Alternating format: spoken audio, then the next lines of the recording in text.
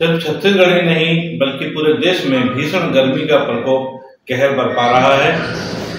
देश के विभिन्न प्रदेशों में घटनाओं की जानकारी मिल रही है। लगभग 50 से ज्यादा लोगों की मौत भीषण गर्मी की वजह से हो चुकी है। बिहार में अभी 2 दिन पहले ही लगभग 50 से ज्यादा बच्चे भीषण गर्मी की वजह से बिलखते हुए नजर आए। वहां पर कई लोगों को अस्पताल ले जाकर के उनका उपचार कराया गया है और उसके बाद बिहार प्रशासन ने आखिरकार स्कूलों की छुट्टी घोषित की। बहरहाल छत्तीसगढ़ भी इससे छूटा नहीं है और बीते 3-4 दिनों में छत्तीसगढ़ में 5 लोगों की मौत भीषण गर्मी की वजह से हो चुकी है। आपको बताते हैं कि दुर्ग जिले में एक अहेरी गांव में एक मनरेगा श्रमिक जो कि नर्सरी का काम करती थी, वो बेहोश हो गई गर्मी की वजह से।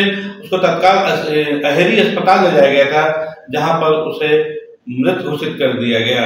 इस हादसे की जानकारी जनपद सदस्य भूपेंद्र साहू ने मीडिया को दी थी। बहरहाल इसके अलावा एक और जो घटना हुई वो रायपुर में, जहां पर एक ट्रैफिक सिपाही भागीरथ कंवर जो कि मनपुरी थाने में पदस्थ है, वो अपनी ड्यूटी पर जा रहा था और धनेली गांव के पास उसको जब चक्कर आता है, चक्कर आने के बाद वहीं बैठ जाता है और वहीं वो बेहोश हो गया।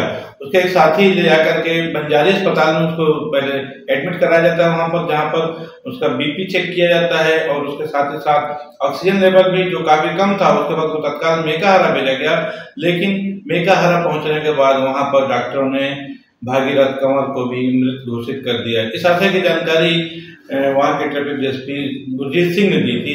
बहरहाल अब हम बात करते हैं अन्य जो 3 मौतें हुई, उसमें से सिमगा के पास बिलासपुर और रायपुर का जो हाईवे है उसके पास हाईवे किनारे एक 70 साल की महिला की लाश मिली और उसके बाद ये अंदाजा लगाया जा रहा है कि ये मौत भी भीषण गर्मी की वजह से ही हुई है। बहरहाल इसके अलावा पंडित प्रदीप मिश्रा जो कि अमृतसर गांव में कथा वाच रहे हैं और हजारों लोगों की भीड़ उनको सुनने के लिए पहुंच रही है। लगातार लगभग 5-7 दिनों से सिलसिला चल रहा है और वहां पर भी करीब 70 साल के बुजुर्ग ने गर्मी की वजह से दम तोड़ दिया। और कल ही बिलासपुर में सरगांव के पास एक महिला जो कि काम कर रही थी और आंगन में अचानक गिर गई और उसको तत्काल अस्पताल भेजा गया सिम्स, जहां पर उसकी मौत हो गई। तो ये 5 मौतें कम से कम जो छत्तीसगढ़ में हुई हैं वो इतना बताने के लिए काफी है कि छत्तीसगढ़ में भी पिछले कई सालों का मतलब लगभग 15 से 20 सालों का रिकॉर्ड गर्मी तोड़ रही है। और कल की तारीख में यानी 30 मई को मुंगेली पूरे प्रदेश का सबसे गर्म जिला रहा, गर्म स्थल रहा, जहां पर 46.9 डिग्री टेम्परेचर दर्ज किया गया, जो कि लगभग 47 कहा जाए।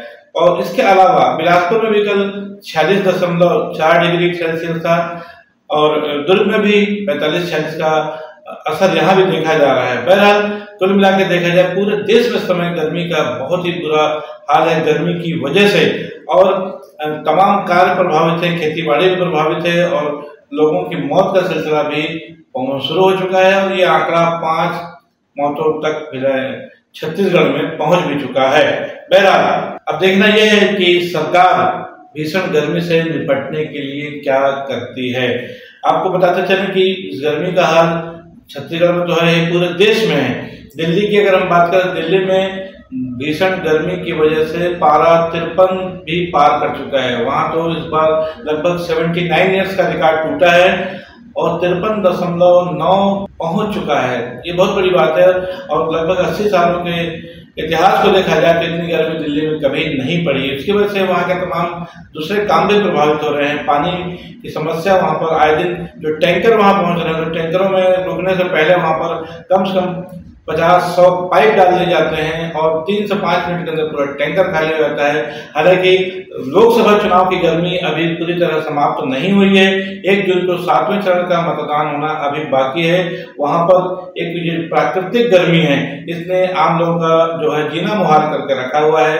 राजनीति यहाँ भी कम नहीं हो रही है।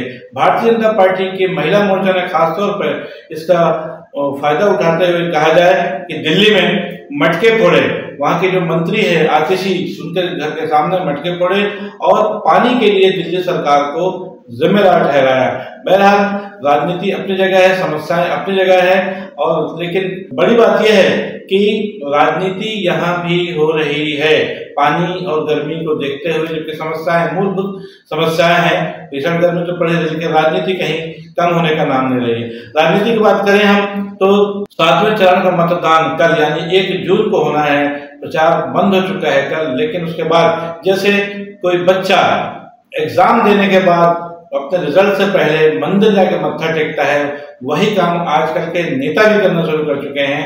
और इस बार जबकि तीसरा लोकसभा चुनाव है प्रधानमंत्री नरेंद्र मोदी के लिए, कल चुनाव प्रचार समाप्त करने के बाद वो कन्याकुमारी चले गए, जहां पर वो विवेकानंद मेमोरियल ऑडिटोरियम में वहां पर ध्यान कर रहे हैं। और इस बात को लेकर के विपक्ष ने भी हंगामा किया हुआ पिछले 2-3 दिनों से। वहीं देश के गृह मंत्री अमित शाह वो भी आज अपने परिवार के साथ तिरुपति गए हैं मंदिर के दर्शन के लिए। अन्य नेता भी कई जगह जाकर के मंदिरों में जाकर के प्रार्थना कर रहे हैं और ये भी साथ ही साथ प्रेयर कर रहे हैं कि 4 जून को जो रिजल्ट आने वाला है उसमें ईश्वर उनकी पार्टी को जिता दे और इस देश में सत्ता या सरकार बनाने का अवसर दे। इस प्रार्थना के साथ सारे नेता आज जो है विभिन्न मंदिरों में मत्था टेक रहे हैं। आइए देखते हैं कि रिपोर्ट कि कौन कौन सा नेता किन किन मंदिरों में अपने परिवार के साथ या अकेले गया हुआ है।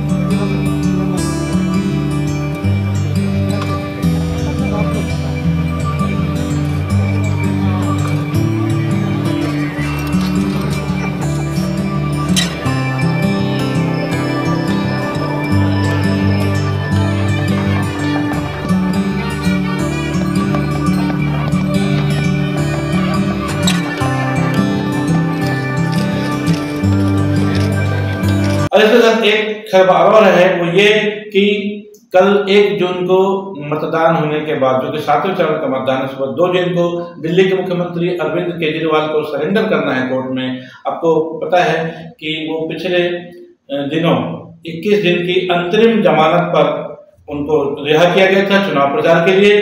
अब चुनाव प्रचार भी खत्म हो चुका है, कल अंतिम दौर का मतदान होना है।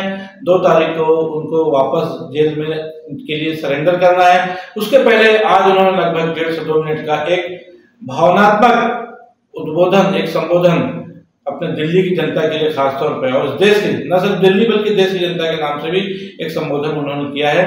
उसमें खासतौर पर उन्होंने दिल्ली का फोकस किया है कि उनकी जो 50 दिन पिछले दिनों वो जेल में थे, तब उस समय उनको वहां पर जो सुविधाएं मिलनी चाहिए इलाज के नाम पर वो नहीं मिली। उसके अलावा उन्होंने इस बात का भी उल्लेख किया कि उनके माता पिता बुजुर्ग हैं, उनके साथ भी दिक्कतें हैं, बच्चों को लेकर उन्होंने बात की। और साथ ही साथ उन्होंने कहा कि उनको दिल्ली की जनता की चिंता जेल के अंदर भी थी और उन्होंने ये भी आश्वस्त किया कि दिल्ली सरकार का काम यथावत चलता रहेगा, जितने भी काम हैं। और उन्होंने कहा कि मैं आप लोगों की यदि दुआ रही, आप लोगों का आशीर्वाद रहा तो मैं जल्द फिर वापस आऊंगा। उन्होंने इस बात का भी उल्लेख किया कि बहुत जल्द जो महिलाओं के 1000 रुपये देने का जो उनका वादा है वो भी अमली जामा जरूर पहनाए। बहरहाल आइए इस पे भी देखते हैं कि केजरीवाल, जो अरविंद केजरीवाल जो मुख्यमंत्री हैं, उन्होंने अपने उद्बोधन में क्या क्या कहा। मैं चाहे जहां रहूं, अंदर रहूं बाहर रहूं, दिल्ली के काम नहीं रुकने दूंगा। आपकी फ्री बिजली, मोहल्ला क्लिनिक, अस्पताल, फ्री दवाइयाँ, इलाज, महिलाओं के लिए फ्री बस यात्रा, 24 घंटे बिजली और भी सारे काम चलते रहेंगे। और लौट के हर माँ बहन को हर महीने 1000 रुपए देने की भी शुरुआत करूंगा। मैंने हमेशा आपके परिवार का बेटा बन के अपना फर्ज निभाया है। आज मैं अपने परिवार के लिए आपसे कुछ मांगना चाहता हूं। मेरे माता पिता बहुत बुजुर्ग हैं, मेरी माँ बहुत बीमार रहती हैं, मुझे जेल में उनकी बहुत चिंता रहती है। मेरे पीछे से मेरे माता पिता का ख्याल रखना, उनके लिए दुआ करना, भगवान से प्रार्थना करना। दुआ में बड़ी ताकत होती है। आप मेरी माँ के लिए रोज प्रार्थना करेंगे तो वो जरूर स्वस्थ रहेंगी। मेरी पत्नी सुनीता बहुत मजबूत हैं, उन्होंने जिंदगी के हर मुश्किल वक्त में मेरा साथ दिया है। जब मुश्किल वक्त आता है तो पूरा परिवार एकजुट हो जाता है। आप सबने मुश्किल वक्त में मेरा बहुत साथ दिया है।